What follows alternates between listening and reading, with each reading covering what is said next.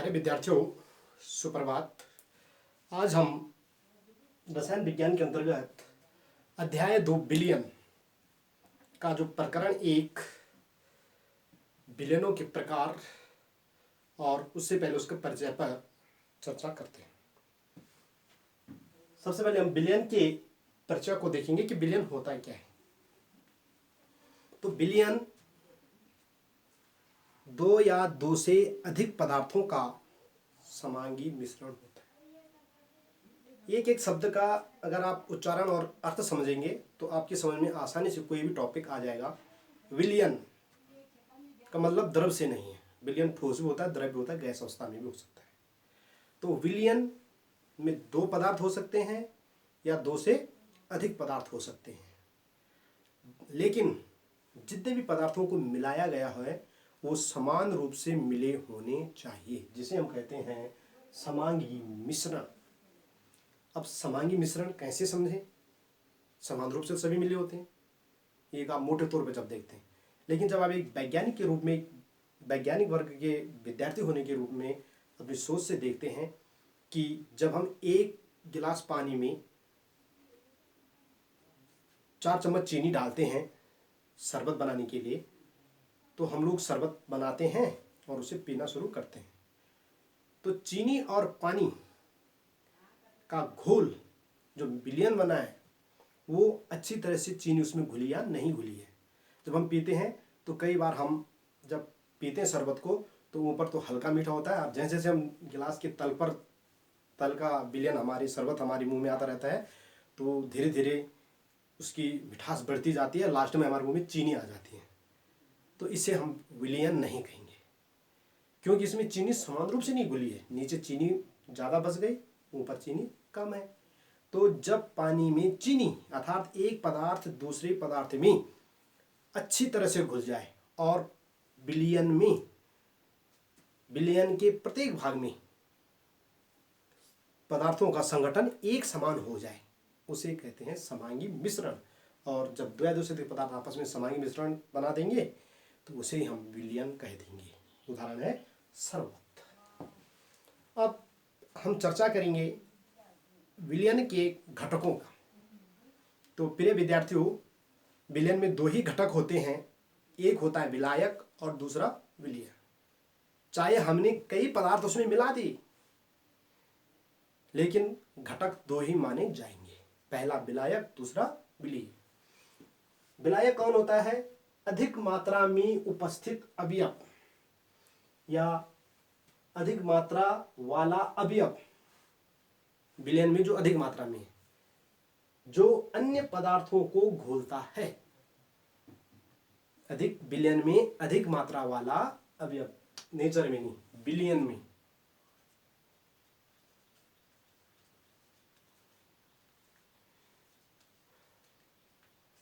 अधिक मात्रा वाला अवयव जो अन्य पदार्थों को घोलता है विलायक कहलाता है, और यही विलियन की अवस्था को निर्धारित करता है। जिस अवस्था में विलायक होगा वही विलियन की अवस्था होगी। और जो पदार्थ कम मात्रा में या कम मात्रा वाले अवयव, कहाँ? विलियन में। विलियन में कम मात्रा वाले अवयव जो विलायक में घुलते हैं, जो विलायक में घुल जाते हैं, उसे कहेंगे हम, उन सभी पदार्थों को कहेंगे हम विलेय। जैसे शरबत में चीनी विलेय है और पानी विलायक, जल विलायक, चीनी विलेय। अब माना किसी विलियन में ज़्यादा घटक हैं, माना हमने शरबत ही बनाई लेकिन उसमें थोड़ा सा चीनी के साथ नमक भी डाल दिया, ऊपर से नींबू का रस भी डाल दिया, तो ये हमने जो शरबत बनाई, शिकंजी जिसे हम कहते हैं, ये भी एक विलियन है। जब ये अच्छी तरह से घुल जाएंगे आपस में चारों के चारों, मगर इसमें दो घटक ऐसे, सबसे ज़्यादा मात्रा में पानी होता है, जल होता है, तो जल शिकंजी में विलायक, क्योंकि जल की जो अवस्था वही बनेगी विलियन की भी। और चीनी, नमक और नींबू का रस, ये सभी विलेय कहलाएंगे। ओके, तो ये था विलियन का परिचय और उसके घटक। अब हम विलियनों के प्रकार पर चर्चा करते हैं प्रकरण 1 के अंतर्गत। तो विलियन हमने समझ लिया है। विलियन मुख्यतः तीन प्रकार के होते हैं, ठोस विलयन, द्रव विलयन और गैसीय विलयन। किस प्रकार विलयन ठोस होता है, आपने देखे तो बहुत उदाहरण है ठोस विलयन के, लेकिन आप लोगों ने समझे नहीं। तो इसे समझना भी है, आंखों से आपने जरूर देखा लेकिन माइंड से उसे एनालिसिस नहीं किया, उसका विश्लेषण नहीं किया। तो आइए हम यहाँ पर प्रयास करते हैं विश्लेषण करने का और समझाने का। ध्यान से देखिए इसलिए। तो ठोस विलयन, जो विलयन जिसमें विलेय और विलायक और विलेय मिलकर एक विलयन बनाते हैं और उसकी अवस्था ठोस हो। जो विलेय और विलायक मिलकर के, सभी घटक मिलकर के, दोनों अवयव मिलकर के जब विलयन बनाते हैं उसकी अवस्था द्रवीय होती है। और कई विलयन गैसीय भी होते हैं। जब विलेय और विलायक या विलायक और विलेय आपस में मिलकर विलयन बनाते हैं और उसकी अवस्था गैसीय हो तो उन्हें गैसीय विलयन कहते हैं। अब इन तीनों विलयनों को हम प्रत्येक को तीन भागों में बांटते हैं। देखिए कैसे।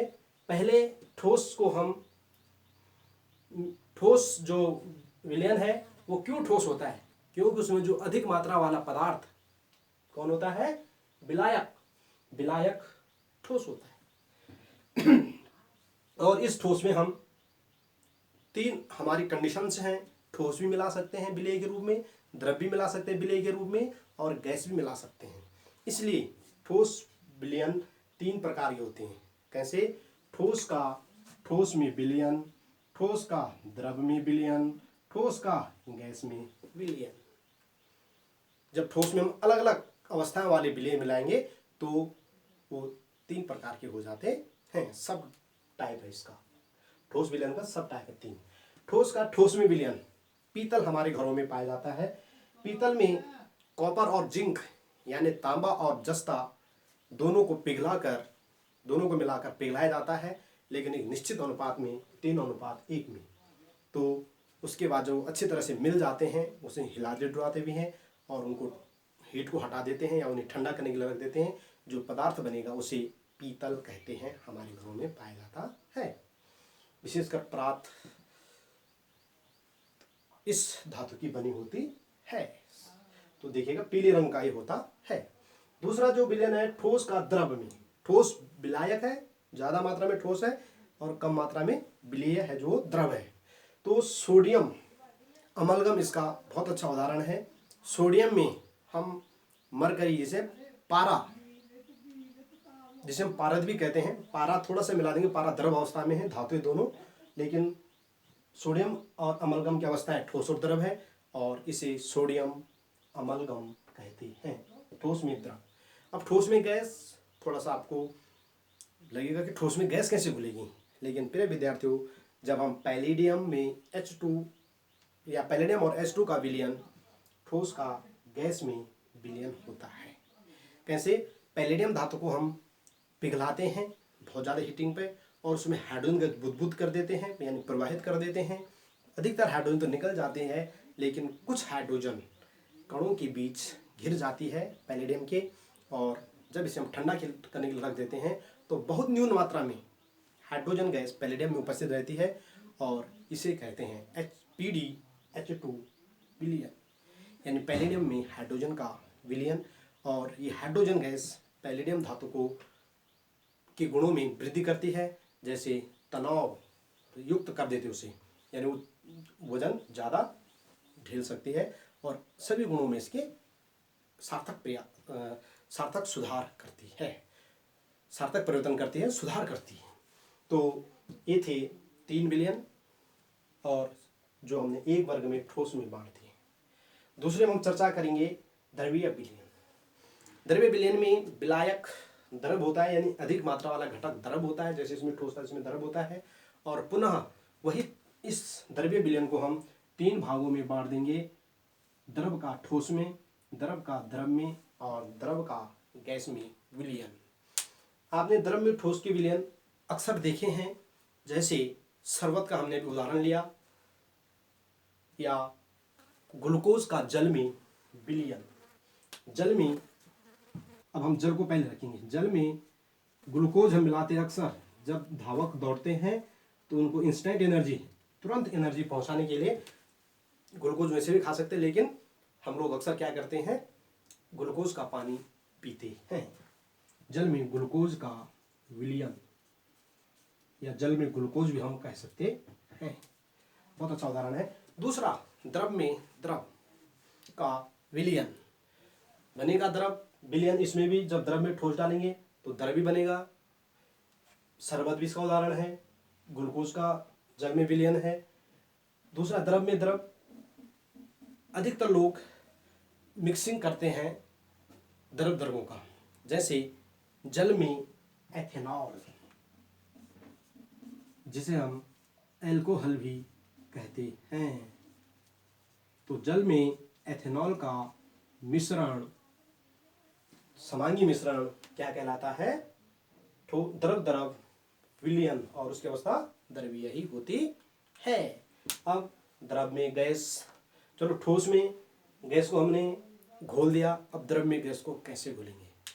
प्रिय विद्यार्थियों, आम रूप से हम देखते हैं, हमने इसका प्रयोग भी कर रखा है अक्सर, अधिकांशतः है, जैसे शीतल पेयों में जल में यानी द्रव में गैस घुली होती है। अतः जलीय विलयन में या जल में जब हम CO2 को घोल देते हैं तो जल में CO2 का मिश्रण या जल में ऑक्सीजन का मिश्रण, जो समुद्री पानी या नदियों का जो पानी है उसमें ऑक्सीजन घुली होती है, बहुत कम मात्रा में घुली हो लेकिन घुली होती है, और आप भी प्रयोग करते हैं शीतल पेयों में। तो इसका बेस्ट उदाहरण है जल में ऑक्सीजन। जलीय जीव इसी ऑक्सीजन का प्रयोग श्वसन के लिए करते हैं और जीवित रहते हैं। तीसरा जो विलयन है वो है गैसीय विलयन, और गैसीय विलयन को भी हम 3 भागों में बांट देंगे। जब गैस के साथ इसमें विलायक गैस होती है, यानी अधिक मात्रा में गैसीय घटक होता है। फिर गैस में हम ठोस को अगर मिलाएंगे, गैस में हम द्रव को मिलाएंगे, और गैस में पुनः गैस को मिलाएंगे, तो ये विलयन भी 3 उपभागों में बांटे जा सकते हैं। अतः विलायक गैस, इसमें हम ठोस द्रव गैस कुछ भी मिलाएंगे, विलयन गैसीय ही होगा, ये निश्चित है। तो उदाहरण देख लेते हैं, गैस में ठोस, ठोस में गैस तो मिला दिया, अब गैस ज़्यादा है उसमें ठोस कैसे मिलाना है। तो हम देखते हैं नाइट्रोजन में कपूर, या वायु में कपूर भी, लेकिन वायु पहले ही बहुत सारे घटकों का एक, वायु पहले एक मिश्रण है, विलयन है। तो हम नाइट्रोजन गैस में N2 में कपूर क्या होती है, वाष्पित हो जाती है, लेकिन उसके कण ठोस ही रहते हैं। तो नाइट्रोजन में कपूर का जो विलयन है वो क्या है, ठोस में, वो गैस में ठोस का मिश्रण है। यदि हम माना नाइट्रोजन या तो गैसों का मिश्रण हो जाता है, वायु में धूल के कण जब आते हैं तो क्या होगी, वायु में जो गैस सबसे ज़्यादा नाइट्रोजन है वो तो विलायक हो जाएगी, और अन्य गैस से जो विलेय हैं साथ में जब धूल के कण उड़ते हैं तो उस संगठन को भी हम क्या कह सकते हैं, गैसीय, गैस का ठोस में विलयन, गैस में ठोस का विलयन कह सकते हैं। तो अच्छा उदाहरण है N2 में कपूर, नाइट्रोजन में कपूर। दूसरा है कि गैस में अब हमने किसको घोलना है, द्रव को घोलना है। तो गैस में द्रव को घोलने के लिए अब विलायक जो होगा वो गैसीय होगा, और जो विलेय होगा वो द्रव होगा। तो हम देखते हैं कि नाइट्रोजन में CH3 क्लोरोफॉर्म, नाइट्रोजन में थोड़ी सी मात्रा में हम क्लोरोफॉर्म मिला देते हैं तो वो अच्छी तरह से मिक्सअप बन के विलयन बन जाता है, और क्योंकि क्लोरोफॉर्म भी हीटिंग से या इवोपरेट होने वाली वस्तु है, पदार्थ है। तो नाइट्रोजन में क्लोरोफॉर्म का मिश्रण या समांगी मिश्रण क्या कहलाता है, गैस, द्रवीय विलयन, और अवस्था इसकी गैसीय होगी। लास्ट वाला है गैस में गैस का विलयन बनाना है। तो नाइट्रोजन में O2 का जो विलयन होता है, मिश्रण होता है समांगी, वो गैस में गैस का मिश्रण विलयन, गैसीय विलयन होता है। तो ये थे विलयन का परिचय और विलयनों के प्रकार। तो प्रिय विद्यार्थियों, इन टॉपिकों को समझने के लिए, इस टॉपिक को समझने के लिए वीडियो को ध्यान से देखें। यह ध्यान ही आपका महत्वपूर्ण है। नहीं तो एक क्लास में अगर 50 बच्चे बैठे हों, कुछ की समझ में एक ही बार आ जाती है, कुछ की 4 बार में भी नहीं आती। क्यों? जिनका ध्यान होगा वो अवश्य समझ जाते हैं। आपका ध्यान भी काफ़ी इसमें मायने रखता है। तो मैं आपसे यही गुजारिश करूँगा कि आप ध्यान दीजिए और वीडियो को समझने के लिए बार बार देखें। धन्यवाद।